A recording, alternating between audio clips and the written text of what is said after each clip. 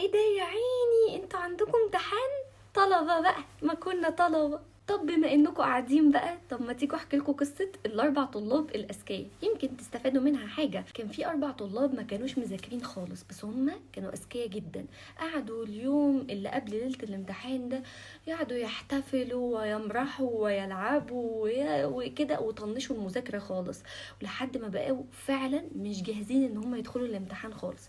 فقعدوا مع بعض كده، قالوا بقى احنا نجيب كوبايتين شاي، كوبايتين هم اربع كوبايات شاي، ونفكر احنا هنعمل ايه في الورطه اللي احنا فيها.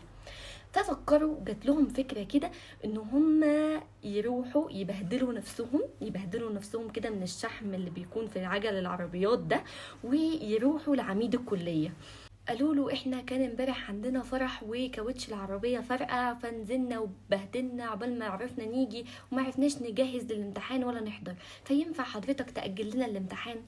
فالعميد فكر كده وقال لهم ماشي، علشانكم انا هاجل لكم الامتحان 3 ايام، حتى تكونوا جهزتوا نفسكم كده ومستعدين للامتحان.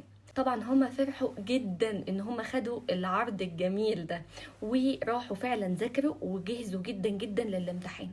وجي يوم الامتحان قال لهم كل واحد هيقعد في مكان لوحده. فهم عادي، هم كل واحد فيهم فعلا مذاكر كويس قوي قوي قوي، وما عندهمش اصلا استعداد للغش. فقالوا له مفيش مشكله طبعا، ووافقوا جدا ورحبوا بالفكره جدا.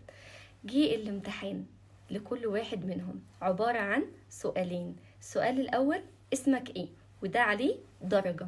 السؤال التاني اني اطار في السياره او اني عجله في العربيه اللي فرقعت يوم وانتوا راجعين من حفل الزفاف، عليه 99 درجة. بجد. تخيلوا سؤالين بجد أذكى من بعض. تخيلوا بقى كل واحد هيكتب أنهي إطار سيارة. كدابين قوي. طبعا احنا هنا استفدنا ايه؟ استفدنا ان الكذب عمره ما كان بينجي، وان الصدق انجى، ولازم تتحمل قراراتك وافعالك ومسؤولياتك. ومذاكروا بقى، يلا الله.